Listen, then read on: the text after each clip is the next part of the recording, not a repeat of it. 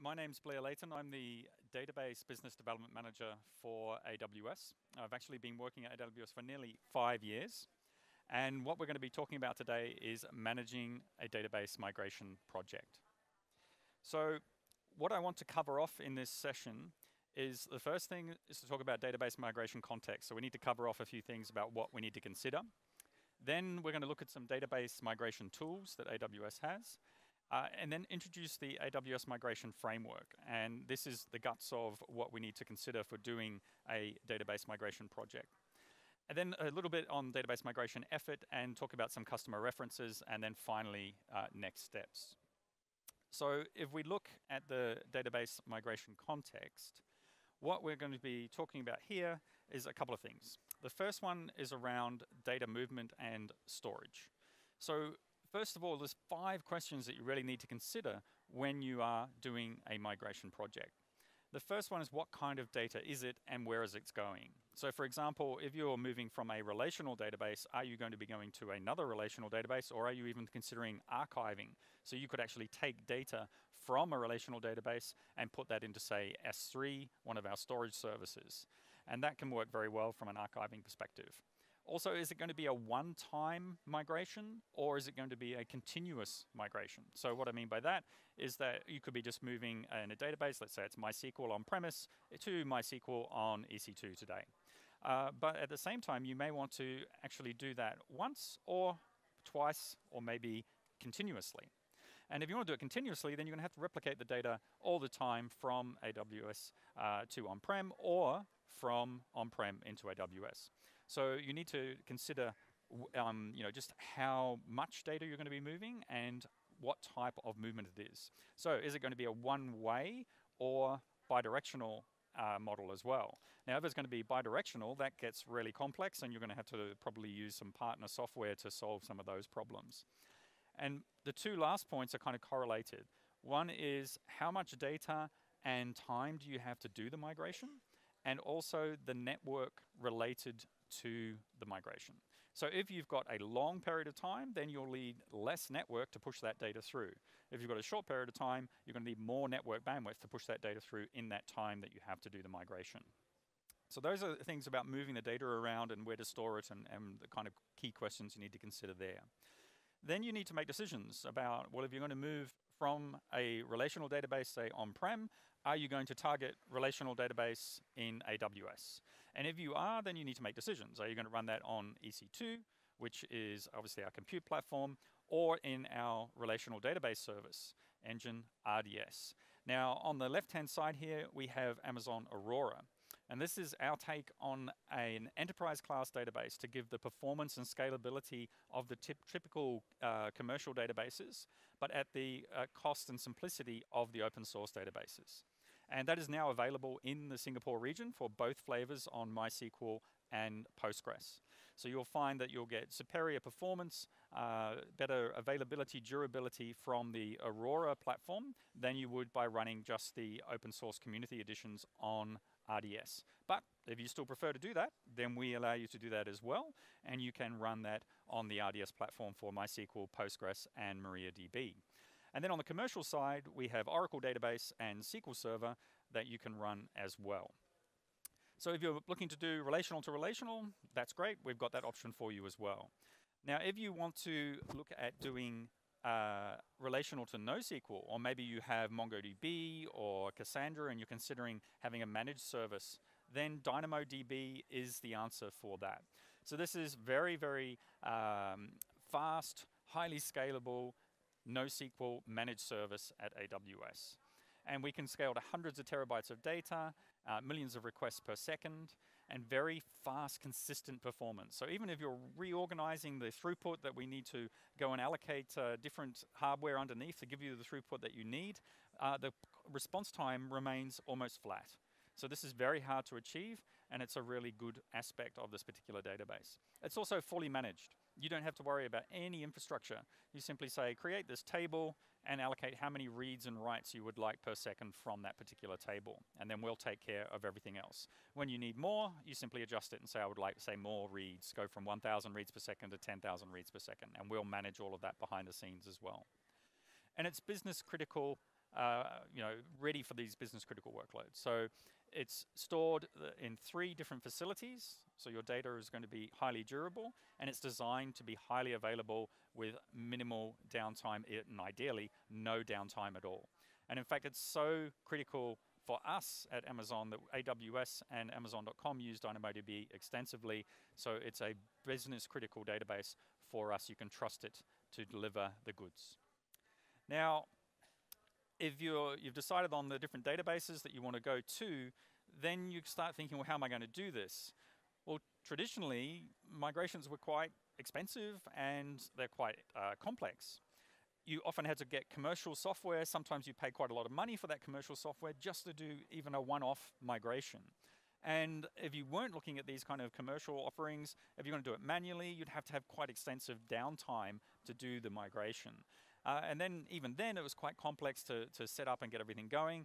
And you might have had to do database-specific code in your applications as you're doing the migrations from one to the other. So what we've come up with is a set of tools to make your life easier to do these database migrations. And the first one is what we call the AWS Database Migration Service. Now, this is a service to help you move data. And I must say there's actually 2 tools that are very important that we're going to cover off. And this one, think of it as moving data. It is not about moving the schema or changing the table definitions, store procedures and things. So we have another tool I'm going to talk about to do those things. But you can see down the bottom there the selection of databases. Most of these are source and targets. Some are target only, such as Amazon Redshift. Some are source only, such as SQL Azure.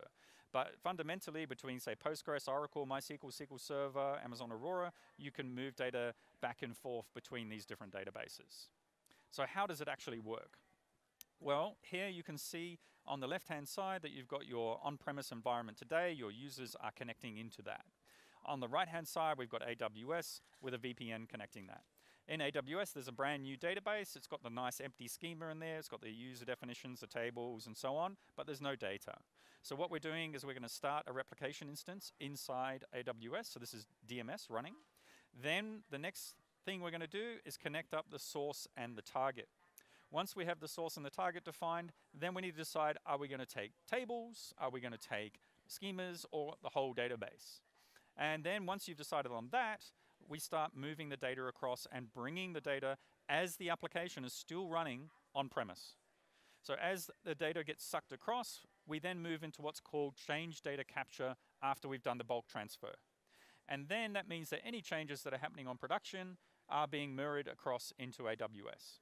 So then once this is in this stage, you would say, okay, let's suspend activity on the primary system and then simply flip over to AWS once it's caught up. So that could be seconds, could be a bit longer depending on your network, but fundamentally the downtime now to do a migration is very, very low. So this is a really important service. The AWS Schema Conversion Tool is that separate tool that I talked about that actually does the schema changes. So it actually has a few tricks up its sleeve as well. It's not just about doing schema changes. So the first thing that you would do is use this tool to actually convert, say, Oracle to Postgres, for example.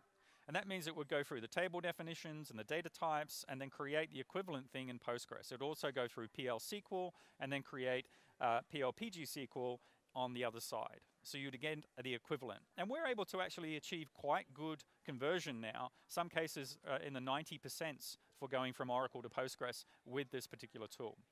It also allows you to copy a database. So let's say you've got an old Oracle database on-premise and you want to move that into AWS, but you don't have the DDL that's defined the schema. We can actually copy the schema for a database when you're moving that as well. So that could be Oracle, MySQL, SQL Server, whichever you want to copy, you can do that with a schema conversion tool. And then on the right-hand side there, we've got data warehouse support. So what we can do in the data warehouses is take the source data warehouse and convert that to Amazon Redshift. And we also support the unloading of data and loading of data through the schema conversion tool. So this means that we can take data, put it into CSV files, and then load that in. Now, if your data warehouses are actually very big, so let's say it's more than 50 terabytes, and you don't want to transfer that over the network, we also offer integration with Snowball. So you can actually put huge data warehouse onto a physical device, bring that into AWS, we'll load that into S3, and then you'll be able to transfer that in. So we have different mechanisms for large volumes of getting data into AWS as well. Now, the first thing that you would actually ever do with a schema conversion tool is run this report.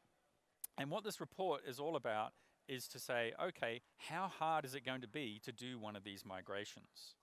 And what you would do is you connect the schema conversion tool to your source database. It's not going to do any changes or any migration work or anything. It's just going to look at what the database is and then do comparisons from, say, SQL Server or Oracle to MySQL and Postgres, and then tell you the problems it's found, how many of those problems it's found, and give you an assessment, which you can see from some of the graphs on how was the percentage of tables and objects that could be actually migrated. So this is a really great tool to do the assessment of the migration and decide, is this even worthwhile? Because there will be some very complex databases that you would have to think twice about migrating, especially if there's lots of business logic in store procedures, and we're not able to easily convert that. Now, that all depends on the complexity of the code and everything. You may have lots of store procedures and run the tool, and it's absolutely fine. So you need to run the tool, get an assessment, and then decide, is this something that you can actually do? So when do you use the Database Migration Service and the Schema Conversion Tool? Well, there are a couple of different phases during the migration project. On the assessment, as we just talked about, there is the assessment report from the Schema Conversion Tool. So that's what you would run there. On the schema migration, where you're going to take the database definition and move that to the target database. That's again what the schema conversion tool is for.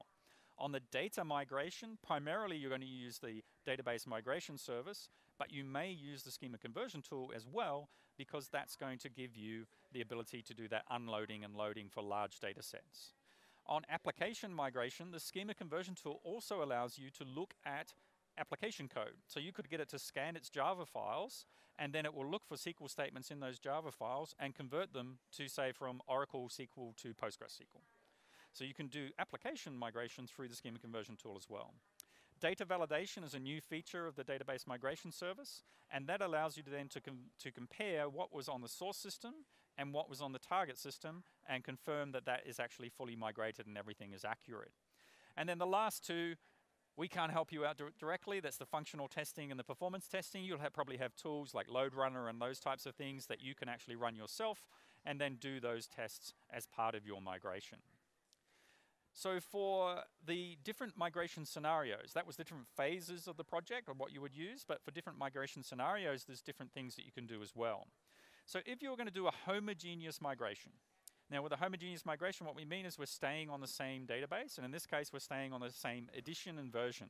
And if you're going to say, oh, it's our Oracle database 11G R2, and we're going to move that exactly as it is into AWS. In that case, you don't need to use any of the tooling from our side. You could simply set up DataGuard. You've already got a license for it built into Oracle Enterprise Edition, and then you could just use the native replication. The same applies for MySQL, Postgres, etc. You could set up a read replica and fail over to that. For homogeneous migration to a different version, that becomes more difficult, right? That's not easy to do with native tools, so you would use the Database Migration Service and the Schema Conversion Tool for that use case. And then for a homogeneous migration to a different edition, so for this case, you want to go from, say, SQL Server Enterprise Edition and save some money and go to SQL Server Standard Edition, then you can use the Database Migration Service and the Schema Conversion Tool for that as well.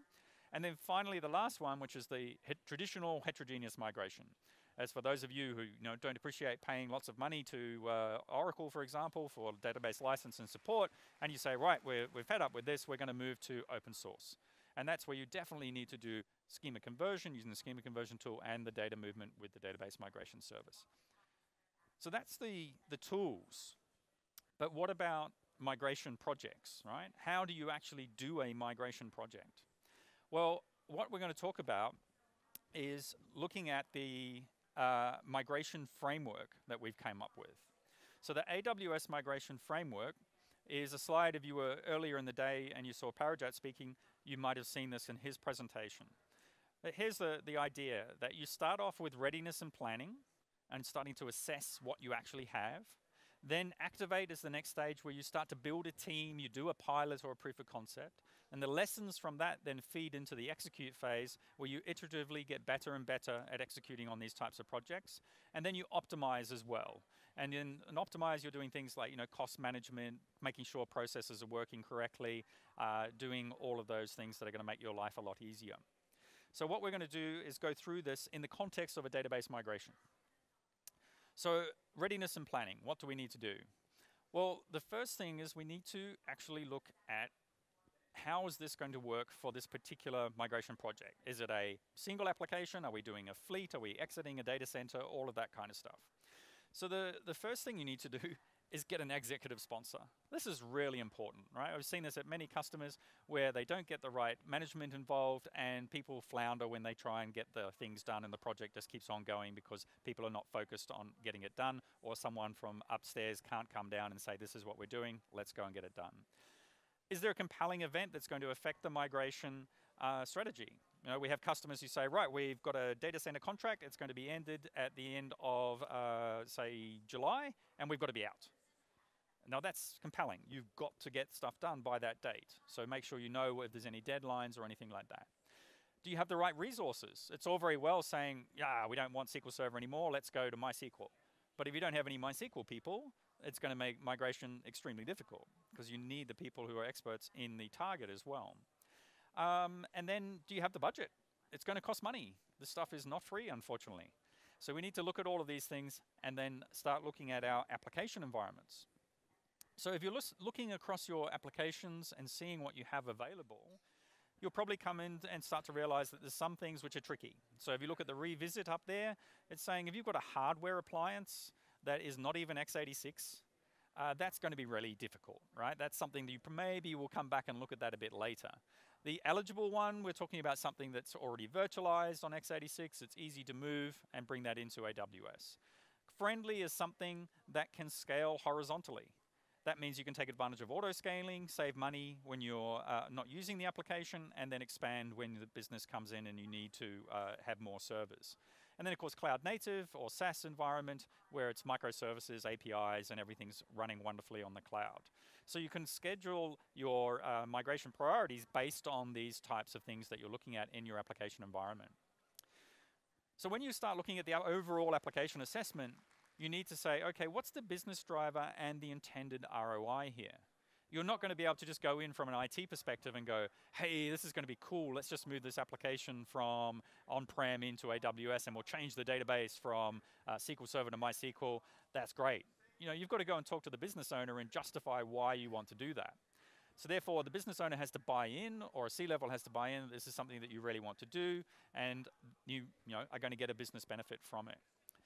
Is there an ISV application that is part of what you're going to move? Because if the ISV is not certified on AWS, that's going to make it really hard to get support, and you may have to reconsider what you want to do on that case. Now, if you do have an ISV that's not certified in AWS, please always talk to us, because we're more than happy to help those partners migrate their solutions onto AWS as well. The maintenance window of the migration. If it is, yeah, no problem, we'll shut down 7 p.m. on Friday and you can have the whole weekend, and then Monday it's 8 a.m. you need to be back up. That's easy, right? Two full days and a bit more of downtime. But if the business owner says, yeah, 5 minutes, that's it, well, that changes the whole dynamics of the project and how you're going to manage it. Is the design documentation there and the original developers or DBAs? Because if you don't have design documentation, or you don't have the original people, you're going to be looking through a whole bunch of code that you don't understand, you don't even know if it's relevant, which components need to be migrated and which don't, etc.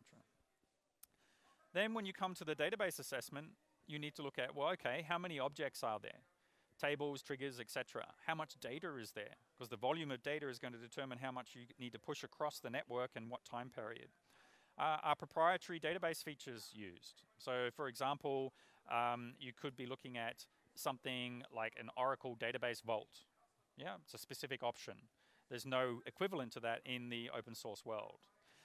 Then in non-standard or custom data types, something like spatial. Spatial data is not easily mapped from one database to another at the moment. We're working on improving that, but for the moment you would have to do that manually.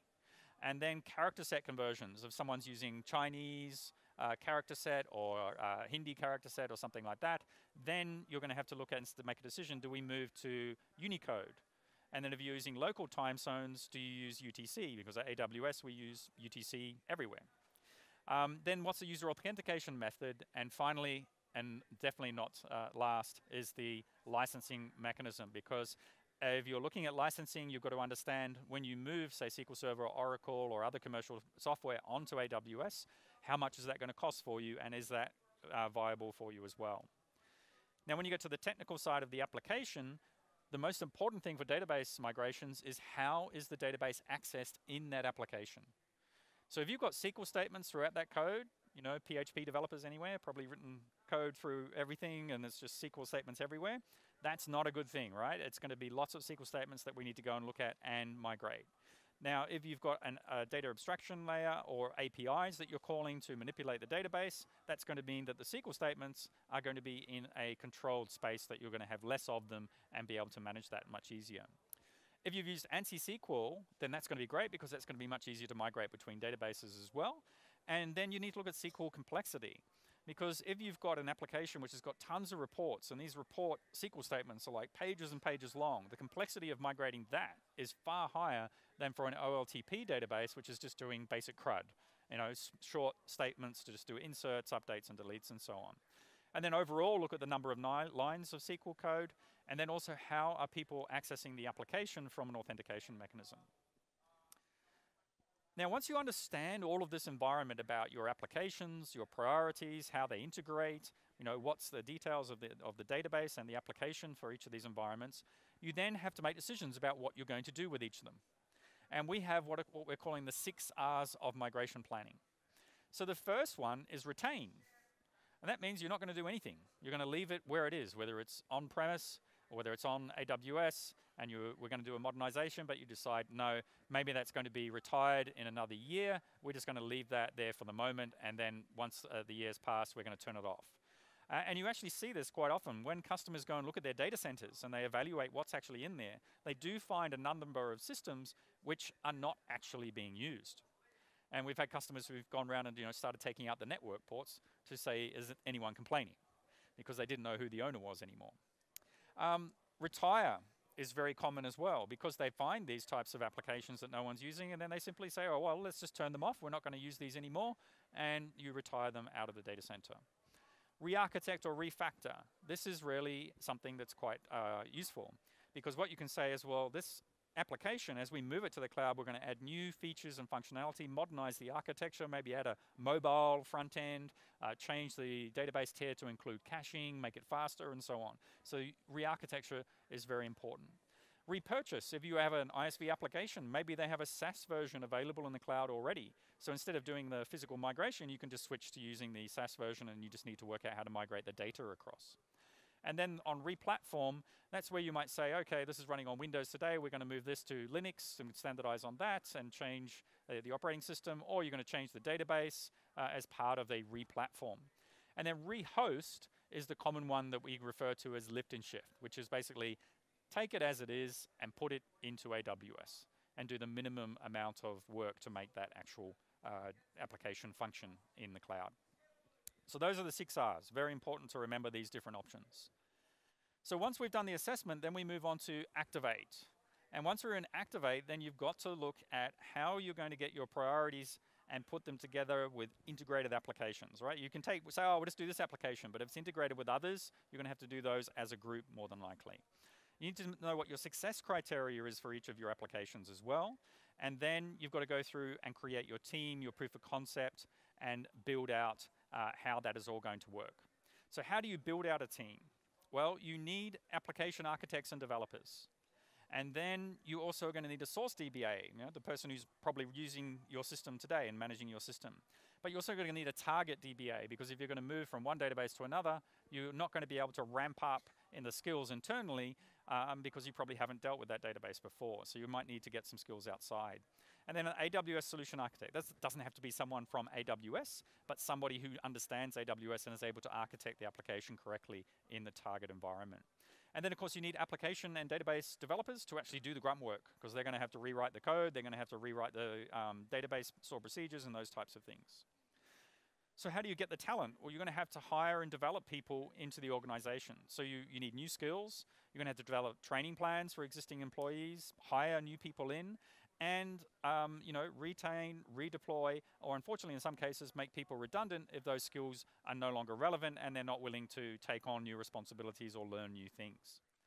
So when you do the pilot or the proof of concept, a lot of people do a couple of things. They choose the easy one. And they go, boss, we did the migration, it was so easy. We're going to do everything really quickly. But of course, if you did the easy one, you didn't really find any challenges. And the opposite happens. If you do the hardest one, you'll say, oh, this is impossible, we're going to stay on-prem. What we want to do is to choose something in the middle. It's reasonably complex. You're going to find out some things which are tricky, and you'll solve those problems. But you'll learn a lot from that process. So you get more accurate results, and you'll determine what can be automated through that. You'll determine what skills are missing. You'll learn a lot through this process. And by learning a lot, then you can move into the execute phase, because now you'll have your applications all understood, how they integrate together, and you've learnt your lessons that you can now apply to the execute phase. And of course, when you're doing actual migrations, always have a backup plan to be able to get back to where you were. All right? You don't want to just say, yep, we'll do the migration today, and then it goes wrong, and then, oh dear, we're in this mid kind of space where nothing's happening. That's a very bad area. Different options for the cutover. If you're looking at something like a parallel run, remember I mentioned that DMS can do a failover from one point to the other point with minimal downtime, but we don't support parallel run with data being shared against both systems. If you want to do something like that, and that's normally like telco, banking, government in some cases, then we have partners like Informatica and others that provide more advanced software to do those types of things. Minimal downtime we can definitely do with DMS and CDC. And then if there's a large maintenance window, you can do just export and import and those types of traditional approaches for doing database migrations. So then we get on to optimize. So you've now executed, you've done a few projects, you've iterated on that, improved the whole life cycle, and now you need to actually say, okay, this stuff's running, let's get this into an optimal state. So here you're going to be looking at things like if you're running DMS for constant data migration, then what you want to do is to optimize the tasks and the size of that DMS instance. Now you're running in the cloud, the database tuning that you had on-prem may not have been appropriate for running on modern cloud infrastructure with SSD-based storage and all those types of things, so you might need to reevaluate how you're doing your database tuning and look at those things. Also resize the instances, right? Let's say you had a 7-year-old piece of hardware with 16 cores and you did the same thing in AWS, well, that's a hell of a lot more performance now than what you had on-prem, so you can probably resize some of that down as well. And then use things like EC2 and RDS both support stop and start. So this means for development environments that you can turn them off on the weekend, bring them back up during the beginning of the week, or even at night, you can turn them off and then bring them back on at the start of the day again. And that's a huge cost-saving mechanism for you right there. And then one of the big ones at the bottom there is perform your HA and DR operations as you plan to, but try to look at taking advantage of the managed services that we have. So in RDS, we actually support manual detection of failures, automatic detection of failures and failover, so that you can not have to worry when something goes wrong that something is going to fail over to another data center and the application is going to keep running. So do look at leveraging some of our services instead of doing it the manual way that you would have on-prem in a traditional environment. So looking at migration effort, right? That's the end of the phases, if you like, of the AWS migration framework. Now we want to just go in and remind you a little bit about where you spend the time. So in a database migration, there's all the phases that we talked about before, and there's different amount of effort. Now this is just a rough indication, right? Don't go and say, Blair said that you're only going to spend 14% of the time on database schema conversion migration, right? That's not the case. This is just to give you an indication. But the key point is that most people understand they have to do an assessment. They understand they're going to do database schema conversion, application conversion, and they're going to do scripts and all that kind of stuff. They get that. What they tend to forget is that functional testing and performance testing can take a lot of time and eat up a lot of budget. So, yep, the migration is definitely there. You've got to do that work, but you also have to do the testing. So treat this as a proper development project where you are going to do the actual migration and then the testing before you go into production. That's really important to remember. Now, the other thing I just want to really drum into you, remember, that for the migration process, there are two tools and two steps. So the first one, in this case, we're looking at migrating an Oracle database to Amazon Aurora. So what we're going to do is create a brand new Amazon Aurora database, and then we're going to use the Schema Conversion Tool as the first step to take the schema, migrate that, change the table definitions, change the data types, and create a nice empty database. And then you can do any fixes that you want to change from what we've done for the Schema Conversion Tool in that environment. Now ready on Amazon Aurora. So at that point, when you're happy with the schema, you've got no data at all in there. Everything's ready, stored procedures, triggers, everything's good to go. So then you hook up the Database Migration Service back to the original Oracle system, and then you use that to pull the data across to Amazon Aurora using our change data capture technologies. So this allows you to do this two-phase approach. It's really important because we do have customers who go, well, the Database Migration Service, from the name, you would think it does database migration. So they just go in there, click on that, and then it doesn't work. Well, guess what it does? It actually does create tables, and it will create primary keys, but it won't bring across the core schema components of stored procedures, triggers, foreign keys, and so on. So you end up with a kind of a half-baked solution. So please remember, if there's one thing you remember from this session, to use both tools when you're doing a database migration. Now, if you're looking at something specific, we do have Playbook. So this Playbook is about migrating from Oracle to Aurora Postgres. So what we tend to find is that when you're looking at migrating away from an Oracle database, the best fit in the open source world is Postgres. It has a similar architecture to Oracle, and as I mentioned, it has a similar language with PL/PG/SQL that kind of maps closely to Oracle's PL/SQL. So we do find that you'll get conversion rates, as I mentioned, of about 90% when you're going from Oracle to Postgres. When you go Oracle to MySQL, it can be down 40%, 50% area. We're trying to get better at that, but fundamentally Postgres is richer, it has more features and more capabilities that closely match what Oracle has. So this playbook will actually take you through all of the steps of what you want to do. So remember, if you wanted to go through and work out, well, where's the effort going to be, this is a good way to check what do you need to consider when you're doing a very specific migration from Oracle to Postgres. So I just wanted to talk about some customers that we've seen using our database migration service.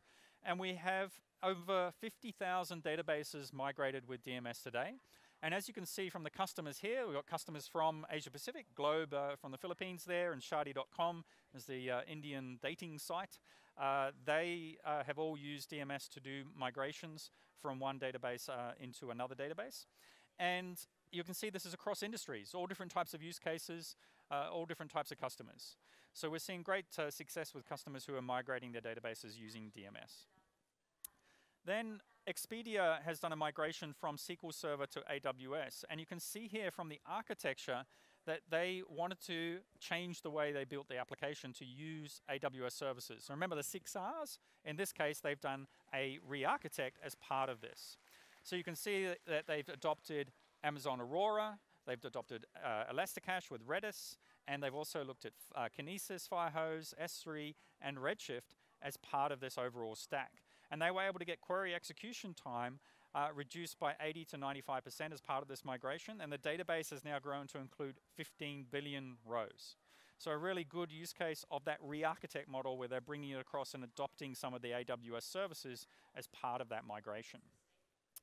Now, Trimble is a traditional transportation logistics company. So they do GPS monitoring of transport and those types of things, and they have other things like rangefinders with LiDAR, and they fly drones, all sorts of funky stuff. Now, what they were able to do is use the Schema Conversion Tool to do that assessment report, and then they realized it wasn't going to be as difficult as what they thought it might be. So that's, again, where it's really important to run that particular Schema Conversion Tool to do that.